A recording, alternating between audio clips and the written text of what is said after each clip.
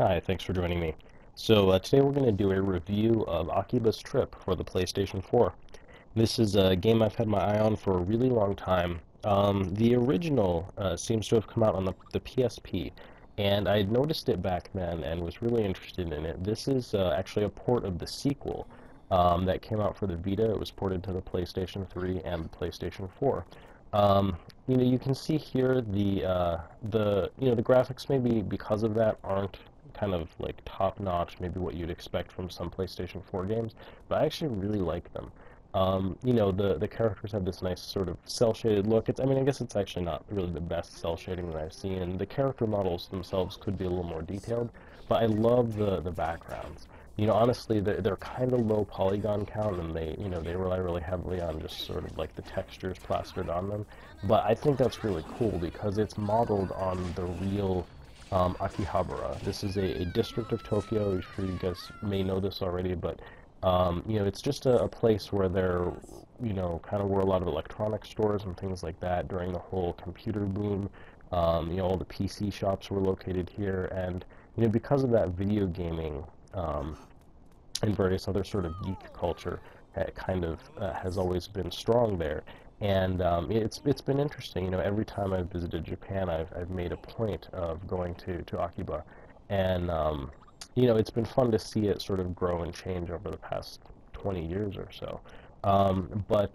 Yeah, so you're playing in this real location, and basically what you're doing is it's kind of an excuse to run around and strip all of the people that you fight. It's a completely ridiculous premise. You kind of have to be on board with, the idea that in sort of a Grand Theft Auto-esque way, you might want to run around and strip anybody that you see on the street, kind of a thing.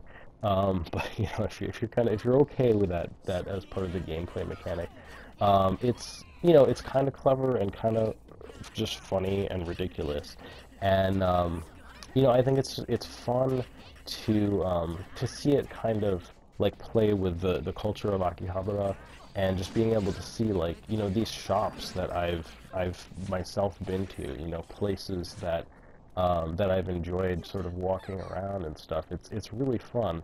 And the gameplay is interesting too. It reminds me of something like a cross between um, the Yakuza games, maybe, and some elements of other games like Dead Rising, where you can use all kinds of different stuff as weapons. And here you can use like computer monitors and signs, and you can use umbrellas and wooden swords, and it's sort of like all kinds of different household objects and stuff. Um, but basically, you've been turned into a vampire of sorts, and you're kind of functioning as a vampire hunter, hunting these other people that have turned into vampires.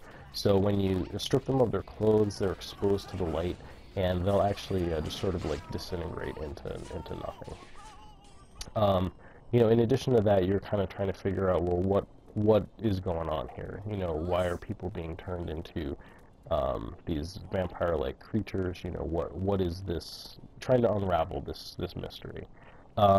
Now, when I first started playing this game, I was actually very frustrated. I rage quit this game probably 2 or 3 times. Um, and I attribute that to a few things, I guess.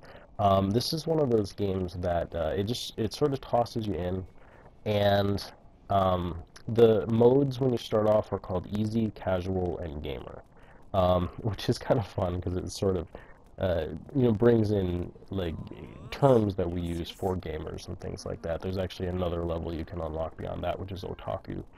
Now, I, being who I am, chose the gamer mode, and I guess similarly to Dead Rising, this is a game where you can actually like level up your equipment and carry those enhancements over into a new game.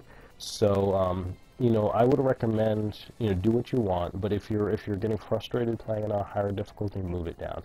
I moved it down to casual, and I had a much better experience with this.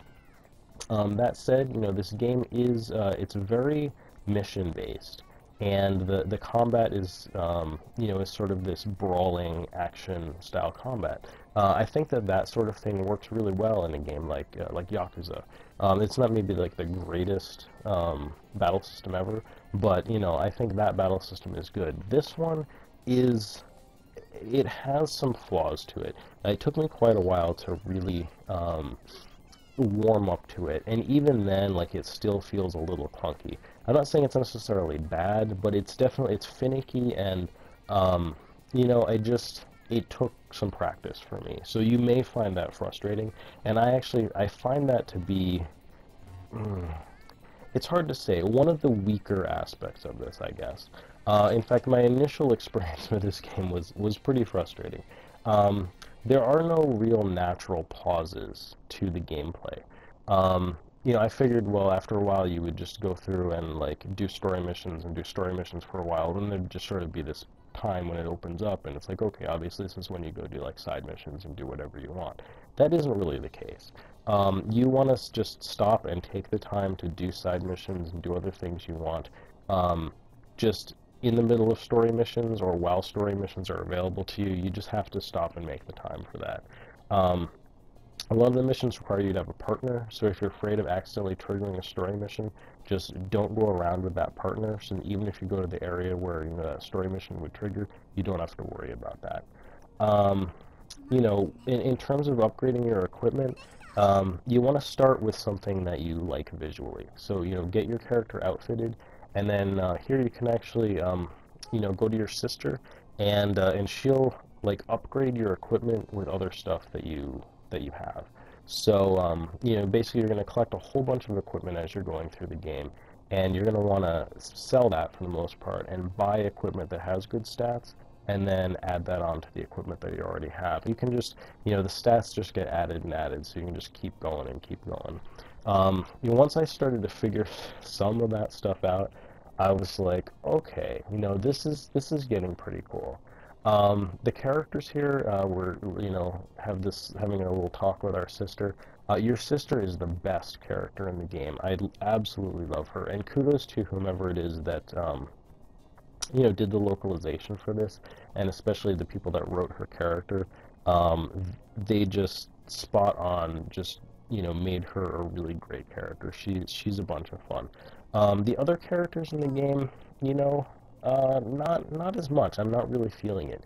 Now, the first time I did actually only get the my sister's ending, so I didn't actually manage to get one of the other characters' endings, and it does have that romantic adventure style game element to it, where, you know, each of the endings is basically based on one of the female characters. So, you know, I haven't really gotten to experience any of those other endings, so I feel like that might lend a little more to the characters themselves, but yeah, I didn't find them to be anything that special. Um, let's see, in terms of, you know, I guess just some pros about the game, um, you know, it's satisfying leveling up your equipment and your skills. It's really cool to like experience that progression, and it feels kind of RPG-like in that sense, where, you know, your battles are going to be much easier as you put in the time and you kind of grind, you know, those battles to get like better equipment. You're going to be enjoying the game more, I think, enjoying the battle more. It's just going to be easier.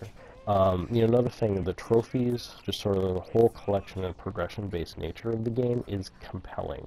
You know, I definitely like wanted to keep playing this game specifically to get stronger, to, you know, level my stuff, to level my skills, to compete in the arena, all of that stuff. So that's kind of where I think the core of the gameplay is. And there's also, you know, there's some fun references to sort of anime otaku geek culture and stuff like that. In terms of the localization and in terms of, you know, just going around town, you can see the little loading screens are all like, I'm sure they're actual ads that the company's paid for to have in this game. But there's cool stuff, like even once I beat the game, you're able to play as different character models on your next playthrough. You can play as like Dejiko from Gamers, which is a shop in Akihabara. You know, Supersonico, which is the Nitro Plus mascot, and stuff like that. So it's just really fun. You can even play one of the characters from Genshiken. So I really enjoyed that. In terms of cons, you know, it's it feels like a leveling and side mission treadmill. That's basically all there is to do in the game, and you know, when you come around to that, it's not such a bad thing. But I really think there was a missed opportunity for a game like that I was longing for a little bit more, which is just more fleshed out in terms of sort of Yakuza style with more mini games and things like that. I kind of wished that the experience of walking around Akiba, you know, captured a little bit more of the essence of going into the stores and, you know, some of that stuff because that it's fun. It's such an interesting place, and you don't get to explore any of that inside the buildings or, you know, I mean, it's kind of asking a lot, but I was hoping for a little bit more in terms of that. You know, also there aren't a lot of fun character moments. I really felt like a lot of it, you know, is really in service to the plot. And you know, there's one scene in particular you get like a cosplay festival that they participate in, and I felt like a lot of the characters got to have some fun character moments like during that. But there just wasn't enough of that in the game. I really wish that there had been more. You know, and also like I said, the battle system, it can be really frustrating. But you know, that will abate as you play further. You really need to think of this like an RPG in that sense, where if you know, you put in the effort, you're just going to get stronger and stronger, and the game's going to get more or less easier and easier. But anyway, so you know, suffice to say, I think I was frustrated with the game when I first started, and I had some you know, some issues with what I was expecting from the game, and I think you know, there could have been some more to it. Ultimately, I enjoyed my time with the game. I think I think it sacrifices a little bit of fun, but I think it does have entertainment. It does have you know, satisfaction to it, and it is compelling to play, which is cool. Also, like the setting is just really fun, especially if you've ever been here or if you've ever wanted to be here. Um, you know, it is a little frustrating how it's split up into like these different zones. We might see the map here shortly, and you know, you can only go to those zones. I actually wished that Akiba had been mapped out more, because there's some other areas around there that, you know, I've been to that have cool shops and cool things in them, and they just, I don't know, I wish, like, this is already a sequel, but I kind of wish that there was a sequel to this sequel that did flesh out the town more, that did add more like mini games and just more fun things to do, because I think this is such um, a fun place to explore. There's just like so much potential that they could do with this. As it is, though, it's an enjoyable game. You know, once you get past some initial frustration, I think it's built to have you know, longevity in terms of multiple playthroughs to get the different endings, and you're going to be able to enjoy the perks of having, you know, increased your character's strengths and skills and equipment when you make multiple playthroughs. And you know, you might want to just do a whole new set of an outfit that you can put on one of the female characters and play as one of the female character models, or you know, any of that stuff. There's definitely like fun things you can do, and the trophies I think are pretty cool in this game in terms of just trophy hunting. If you like that, I think you'll find that this is probably an easy platinum as far as platinums go. I don't know that I will platinum this, but I guess at this point I'm planning to do so. So yeah, those are my impressions and my review of Akiba's Trip. I hope that this was helpful. I'm really excited to be able to do one of these again, because I feel like it's been a long time. But you know, I'm feeling motivated to play some games, and this is one of the first ones I wanted to jump into because I've just been looking forward to it so much. So anyway, I hope you will join me again for more anime and video game related videos. Thanks for watching. 何の用だろう。助けて。中央通りのスーツ専門店近くの路地って書いてありますね。なんだって。春日井さんに何かあったんじゃ。助け。ちょっと待ちなさい。私たちをおびき寄せる罠かもしれませんわ。